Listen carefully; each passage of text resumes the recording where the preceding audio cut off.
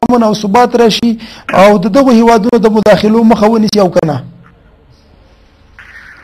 مننه ډیره ښه پوښتنه وکړله. تاسو وګورئ چې خپله د بیا راځمه د افغانستان ادارې لپاره چې دوی ونه شي کولی چې یو اعتماد بین د خارجي قوتونو کې نړیوالې ټولنې او د افغانستان د حکومت منځ کې د افغانستان د ملت منځ کې یو اعتماد مابین ته راولي.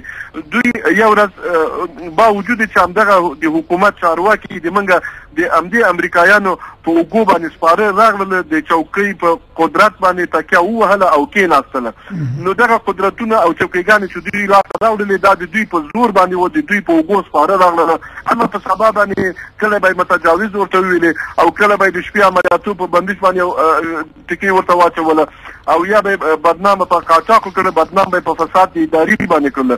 بنا دغه بې اعتمادیګانې د دوی په مابین کې او د نه ښې هماهنګۍ د افغانستان د چارواکو او د نړیوالې ټولنې مابین کې په دا 12 کلونو کې پیدا نه شوله.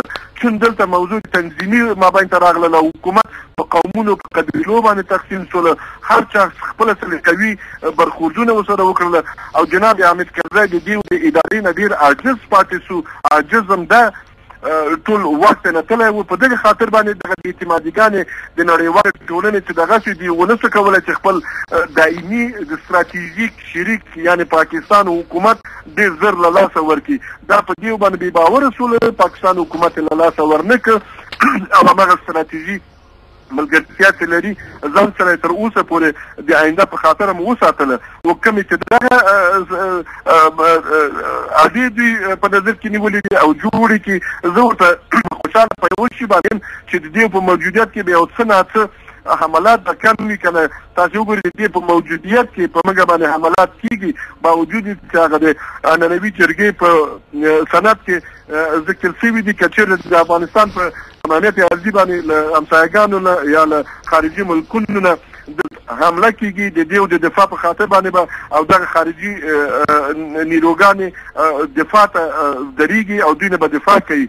په تاسو سره چې موږ د کونړ مثال ژوندی لرو چې 18 میاشتې موږ د توپ ګولو لاندې وو او زخمیان هم ورکړه، مهاجر هم ورکړه دننه وطن کې. تاسو سره چې د دوی اهم په دغه حصه کې ونه ووته او نه په ځان باندې قبوله کړه چې دا شی وسو. موږ وینو د همسایګانو یادوري تاسو وکړله. همسایګان له تیري نه خبره تلې ده، اوس تجاوز ته راغلی ده. موږ ډېره سرحدي پولې نن د پاکستان د فوج د پښو لاندې پرته ده.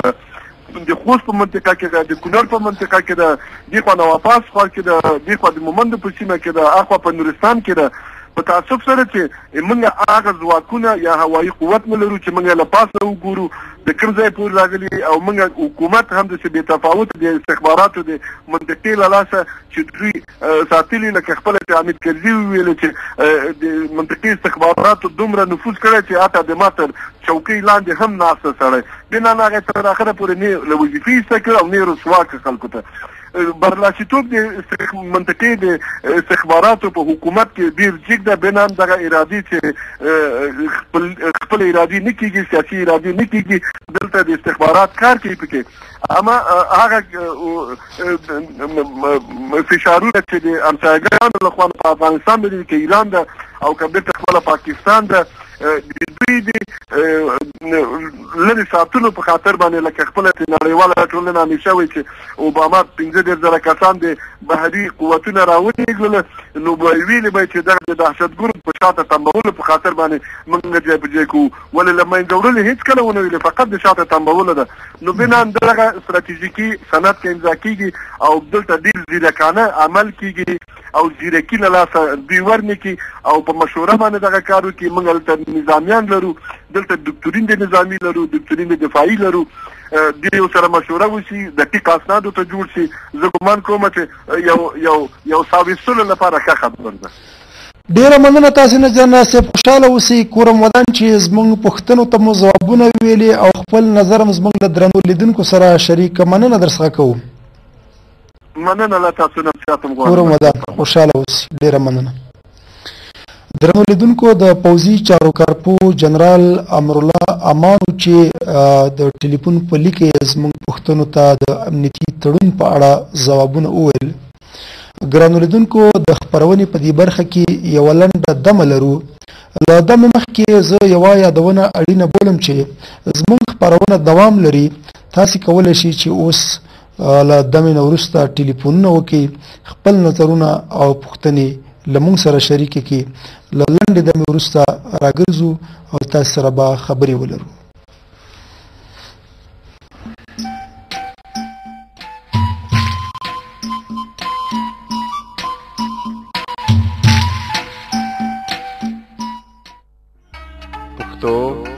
ادبي دیره د ادبي او هنري ښکلاو څخه ډکه دیره ستاسې د ادبي او هنري تندې د خړوبولو د خپل ادب او هنر د لا پیاوړي کولو لپاره د پښتو ټلویزیون څخه په پښتو ادبي دیره کښې ګډون وکړئ، خپل ادب او خپل هنر وځلوئ. پښتو ادبي دیرې ته ټلیفون وکړئ، له نورو څخه واورئ او نورو ته یې ور واوروئ. د سهار شمال ورو ورو ګردې سینو دې په سترګو.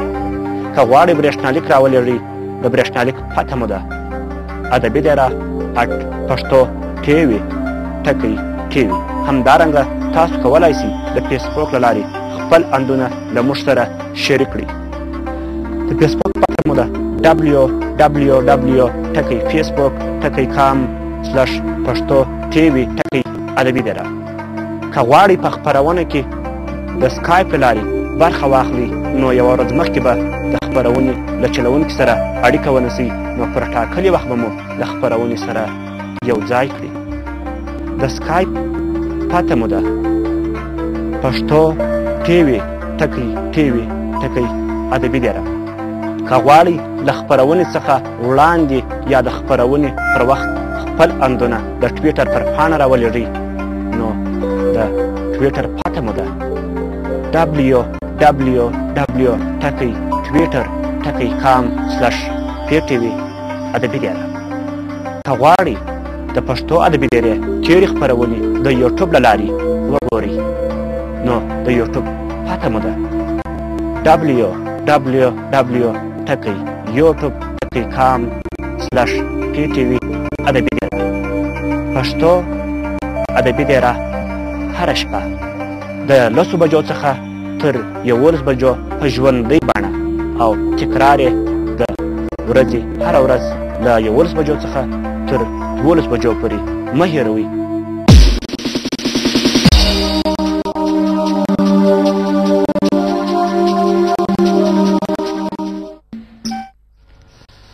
درنو لیدونکو بیا هم ښه راغلاست. لکه څرنګه چې تاسې د پوځي چارو د کارپو جنرال امرالله امان صاحب خبرې واورېده. هغه په خپلو خبرو کې ډیرو مهمو موضوعاتو ته اشاره وکړله. هغه په دې وروستیو خبرو کې وویل چې نږدې 18 میاشتې کېدې چې د پاکستان پوځ په کونړ او همدارنګه ځینو نور ولایتونو توغندي راتوغول، خو بیا هم بهرنۍ هیوادونو یا ونه غوښتل او یا یې ونه شو کولی چې د هغوی د پوځي بریدونو مخه ونیسي. درنو لیدونکو دا یو څرګند حقیقت ده چې نظر تیرو څو کلونو ته ورځ په ورځ د افغانستان امنیت مخ په خرابېدو دی او اوس په افغانستان کې ډېری خلک داسې شوي دي چې دوی اوس په خپل هیواد کې د خپل هیواد په شته حالت باور نه لري او یا د حکومت ځینو ستونزو او یا د بهرنۍ لخوا نه ځینو ورپېښو شوو ستونزو خلک دې ته اړ کړل چې اوس په خپل هیواد کې ډېری افغانان آرام نه لري، سکون نه لري او ډاډه نه دي. نو درنو لیدونکو څرنګه چې جنرال صاحب په خپلو خبرو کې ویل چې په دې حکومت کې هم ځینې مشکلات موجود وو، ځینې ستونزې موجودې وې، دوی ونه شو کولی چې د بهرنیو ځواکونو له شتون نه دوی لازمه ګټه پورته کړي او یا د دوی هغه کومې ژمنې چې ورسره کړې وې هغوی دې ته واداره کړي چې بهرنیان په خپلو ژمنو وفا وکړي. دا یو څرګند حقیقت ده چې دا د افغانستان د حکومت مسؤلیت و تر څو د خپل ولس د ګټو د پایښت او بقا لپاره بهرنیان دې ته اړ کړي وي چې هغوی په خپلو کړو ژمنو وفا کړې وي. تاسې وګورئ جنرال صاحب په خپلو خبرو کې ویل چې زمونږ پوځ غښتلی نه شو. زمونږ پوځ د دې جوګنه ده چې د خپل هیواد پولې وساتي، د خپل هیواد امنیت وساتي، چې دا هم د افغانستان د حکومت کمزوري وه او بهرنیانو هم نه غوښتل. السلام علیکم، ستړي مشئ. السلام علیکم وایدیار ورور، سلامونه درته وایم تاسو ته او ستاسو درنو همکارانو ته او چنان د تلویزیون درنو لیدونکو. وعلیکم السلام. څوک له کوم ځایه؟ د علي الله په نامه یو شخص د کندوز د ولایت نه ستاسو سره په تماس کې. علي الله صاحب مننه درڅخه کوو په دغه موضوع کې څه نظر پوښتنه ولرئ مهرباني. ولې نو ورور دا خو چنان تاسو دا خبرې چې وکړې ما اورېدلې په باره کې د امنیتي تړون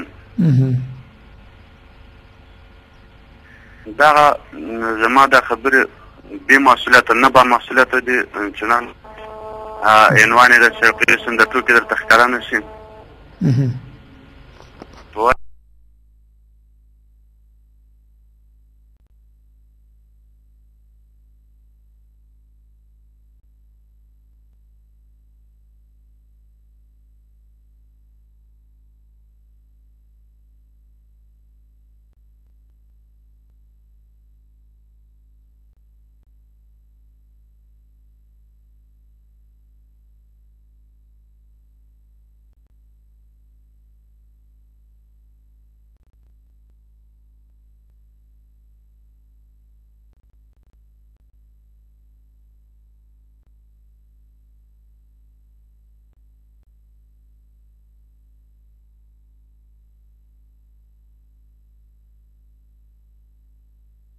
ډېر پرمختګ کړی ده او زموږ کرنسي د پاکستان د کرنسي په مقابل کې زموږ 500 افغانۍ زر پاکستاني روپۍ ته نه جوړېږي.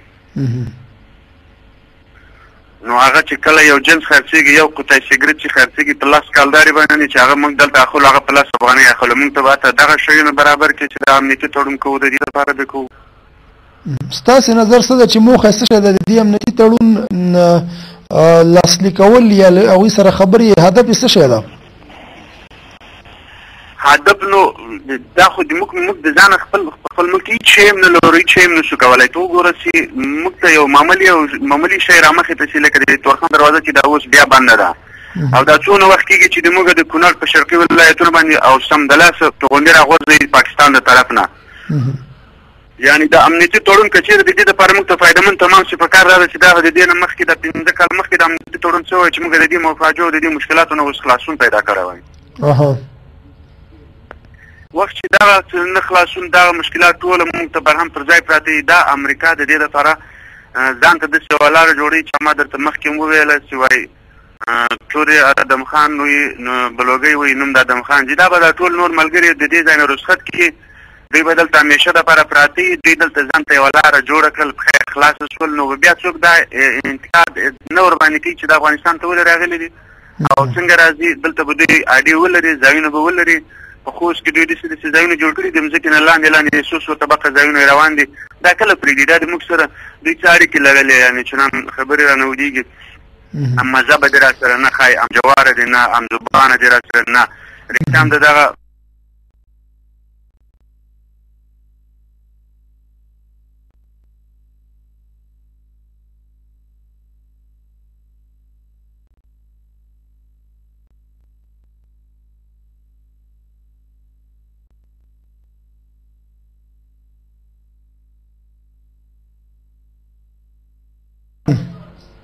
مننه. خوشحاله اوس. مننه. علي الله صاحب او خپل نظر له موږ سره شریک.